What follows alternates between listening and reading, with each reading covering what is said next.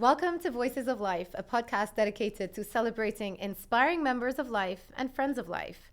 In each 20-minute episode, we invite listeners to discover the remarkable stories, experiences, and insights of Lebanese professionals who are part of our global network.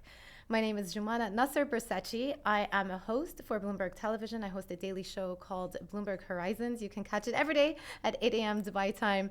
And I'm really happy to be here. Today, I'm speaking to a fantastic Lebanese gentleman called Wahid Shammas. Welcome, Wahid. Thank you for having me. Thank you. You are a man who has worn so many hats. You worked in sales-side banking. You worked in private equity. You own a media company that is obviously disrupting the way we consume news. We're going to talk about that. But currently, founder and CIO of Target Capital, chairman and CEO of the Attention Company. So it's been quite a journey. Absolutely. Tell us a little bit about your career journey.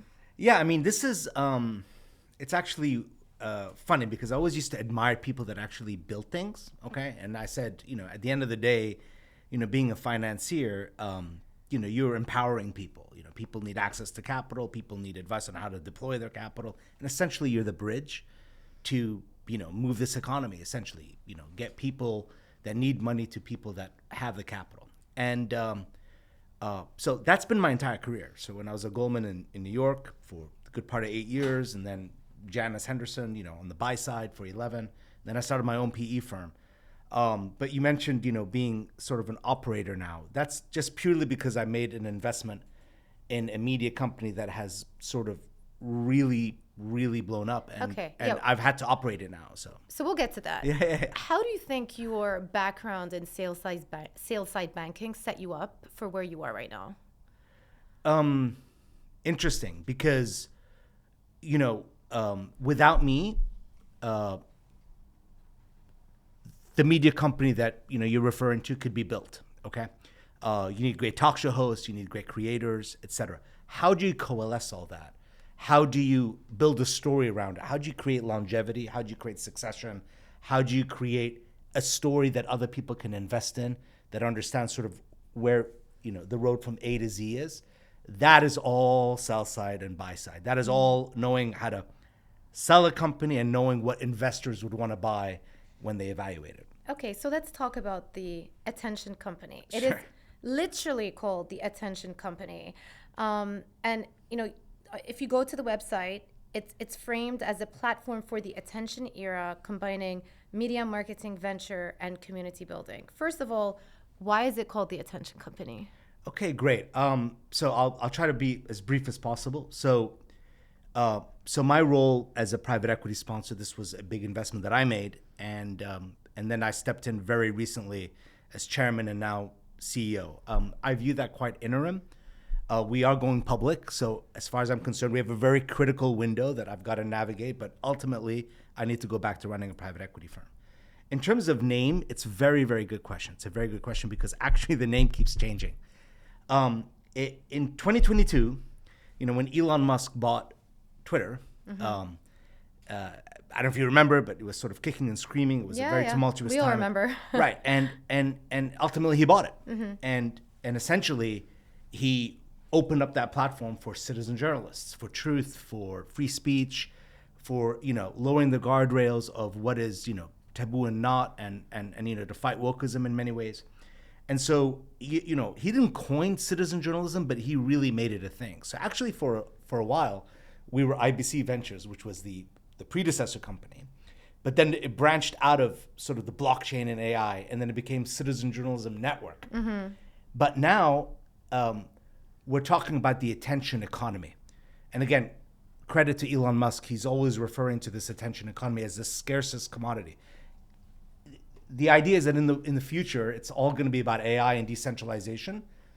But what is the glue that actually makes things happen? It's attention. And can I just give you one example? Go for it. So we're both in Dubai, and I always like to give this example. What is the attention economy? It's like a new thing.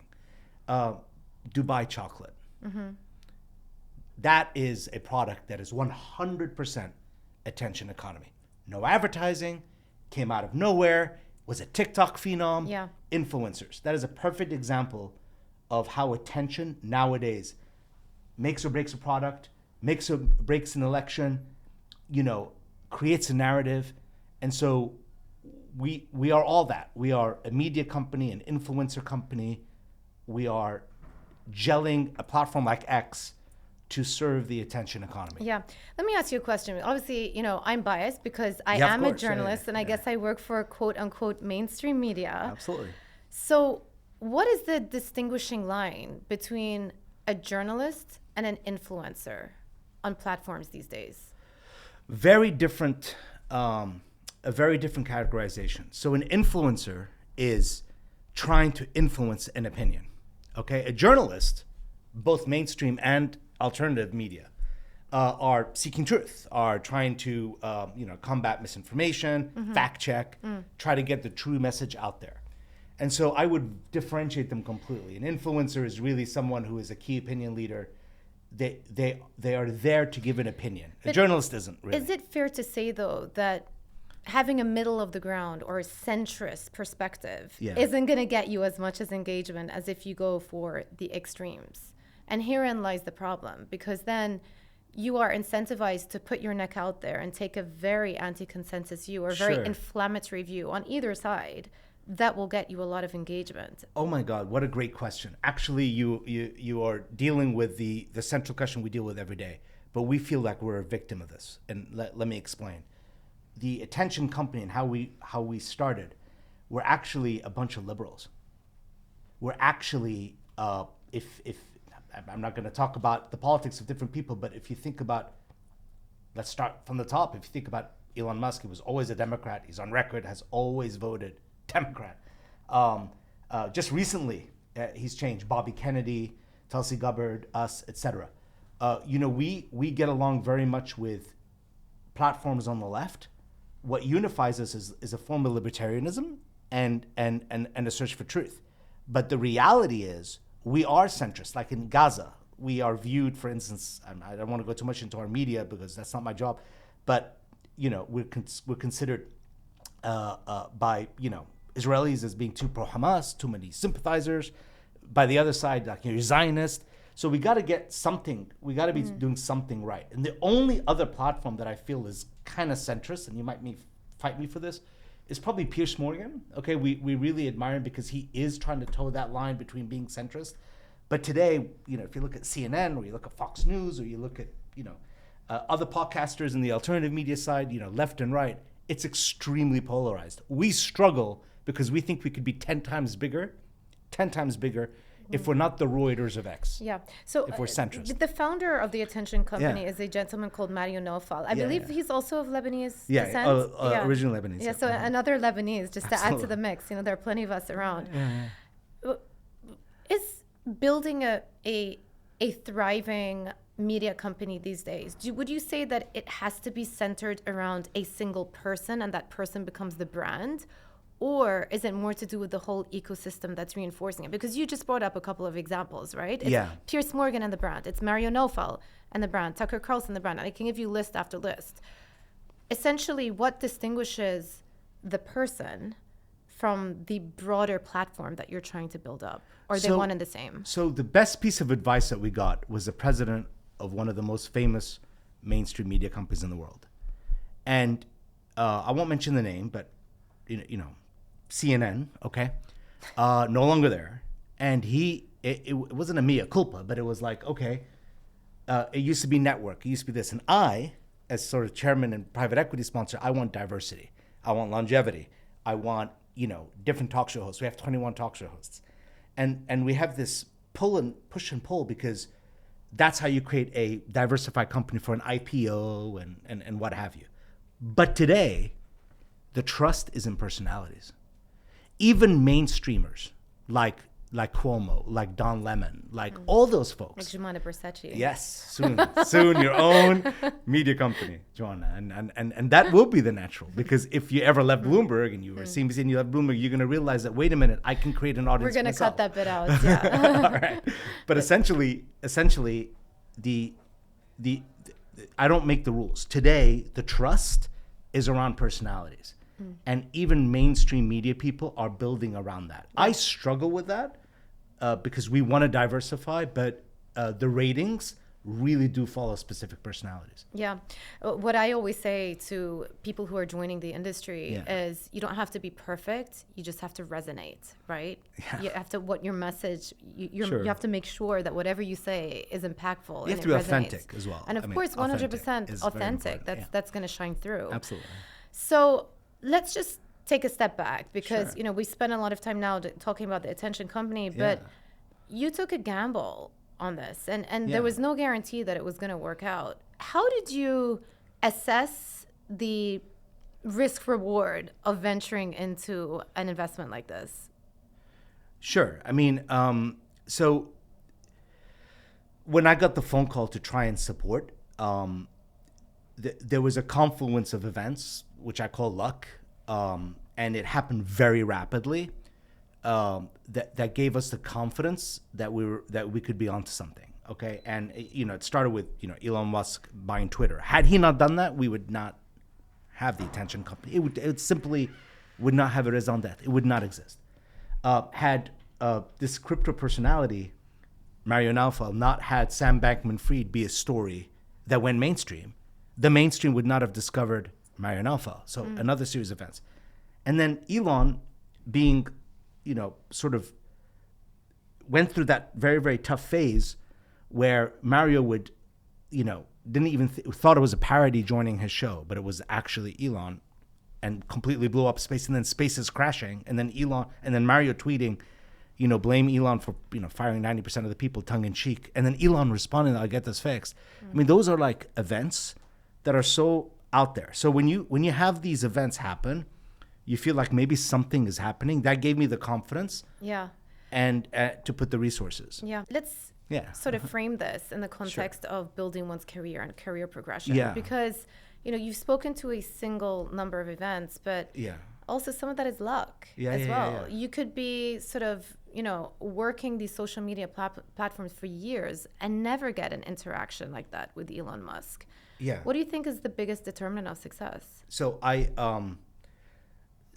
always say this, and it's not the advice that people want to hear, okay? Because a lot of people work hard, they do well in school, they get great careers, and they feel somewhat stagnant, right? And people say, "Oh, Wahid, you did so much in your life, wow," and all this, and just the brain operates as if it's linear, but it's never actually linear. For me, there's 4 things that happened that sort of did the step change catapult. Okay, at Goldman, it was a partner who came to fire me because I was sort of a very young chief of staff and thought I was, very disruptive, and he fired my boss, and they told him, the first person you got to fire is that chief of staff, whatever. And then he realized a few things, and he was an independent thinker. We're still very good friends, and he took me to Janus with him, but he was the one who said, and he's going to make a step change. Okay, and then I got promoted, but I took a very big risk. And I said, "Listen, Gary, fire me. Just give me 2 months. Let me fix this shit for you. And in 2 months, you can just fire me." Say that again without the shit. let me cover this, debacle for you, and then you can fire me. That was a risk I took, and luck, everything catapulted me. At Janus, it was a small island called Macau. I went away from management and the glitter, and I became a portfolio manager. I took a bet on an island that was, at the time, 1/2 of Las Vegas. By the time I was done, several years later, it mushroomed to 12 times the size of Vegas. That was a concerted bet, but that created billions of equity value that catapulted my life, and nothing else actually mattered. So when I say people, yes, you got to work hard, you got good grades and all this, you've got to just be there so that when lightning strikes, you're there.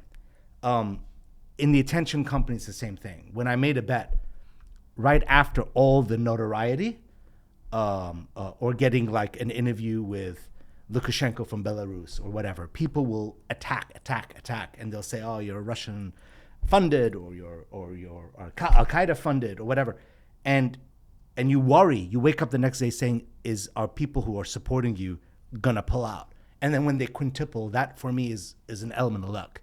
So those are the big step changes. So that is, you got to be ready for luck. You got to be humbled by it, so that when you have bad luck, you know that it's okay. There will be an element of good luck. What has been your biggest takeaway from setbacks? You always feel like because you put in the work, because you did this, you're entitled. And so that kind of gels with the previous thing that I said. At the end of the day, it is very, very unlikely for you to just get lucky without having done the substance, without having done the hard work. But if you depend on the hard work and the substance and feel entitled, like, God damn it, this is, I deserve this, or we should do this, or we should be rated higher than so-and-so, and what have you, then you're not allowing these elements, you're not humble enough to understand that luck and the element of forces of how the world sort of gels together is part of what your hard success work, is. ambition, Yeah. humility. Those qualities will take Yes, you far. and leaving room for interference. Okay. You're a Cosmic member of interference. life. Yeah. You're a member of life. What does it mean to you? What does your Lebanese identity mean to you when you worked all around the world and all of these different multinational organizations? Do you carry your Lebanese identity with you? No. Why not? Let me explain. I joined Life, and Life gave me a home because I struggled with identity. Okay? I never grew up in Lebanon. When I was born, we traveled and the whole war thing and all this. And I felt like I had no country. So when I grew up in the States after college, first Europe, then the States, I never felt home. In Europe, I never felt home. In the States, I never really felt I had an identity. I'd go to Lebanon, I'd enjoy it, but I never felt one of them either. Not until Life, and when I was an early member, I really contributed to Life. And people said, oh, how generous this man is. He loves Lebanese. But actually, Life saved me in many ways, right? Because it actually gave me a group of people that finally gave me my identity. So yes, I'm a Lebanese identity, but Life gave me like-minded people that struggled with that. What is the Lebanese identity? I just came back from Armenia, and I want to give homage to first time I went to Armenia. It's the same thing. It's these big diasporas, Persian, Lebanese, Armenian. Because of the diaspora dynamics, we have the core identity that we have. But for me, the Lebanese identity is a way of life, is an outlook, etc. To be Lebanese, I am Lebanese, but to be Armenian from Armenia, to be Lebanese from Lebanon, you have a very strong identity. We need to face it that Life is made up of people. And the reason why we've survived is the only NGO that survived and had this longevity and we're bound together. The only reason is because we have this very rare identity. Yeah. Do you think where we feel at home. Do you think the future success of Lebanon is closely intertwined with the work that not just Lebanese on the ground are doing, but Lebanese diaspora as well? I.e., do we all play a role in the future of this country? There are countries in this world like that. And yes, so the answer is yes. Lebanon is a diaspora funded, a diaspora loved, a diaspora country, because even people from Lebanon, to the economy of Lebanon, no different to some of the other countries I mentioned, is a diaspora, is remittance. It's literally an economic line item. And so what is remittance? What are high remittance countries? High remittance countries are diaspora countries that are very integrated into that. So when people say, what is the economy of Lebanon? It's not just tourism or Captagon or this or that or some agriculture, right? It is the diaspora. Yeah. Well, I can't round up the conversation without asking you the most important question of this podcast. Yeah. What's your favorite food, Lebanese food? Oh God! I mean, you weren't prepared for that one, no, huh? I wasn't prepared for any of your questions. I told you I didn't prepare. So I'm gonna answer that question, but to tell you that for me, people love chefs, but I only have one real hobby: is I love drinking, but I love mixology. Okay, so I like different kinds of foods based on the drinks that I have, and so the perfect setting that I have is really, the drinking, the wine, the ara, all that. And so it's those are the magical moments that I have that I cannot replicate anywhere around the world. Yeah. Okay, with the ice, with this, with that whole setting. And Exactly. So for me, it's not any particular food. It's literally that setup that I think is so rare and very, very different. That's a beautiful answer. Wahid Shammas, a pleasure. Thank you you so much. Thank you. Thank you for listening to Voices of Life, where stories connect us and purpose moves us. Join our global network and be part of Lebanon's brighter future wherever you are. To learn more about life, visit our website and follow us on social media.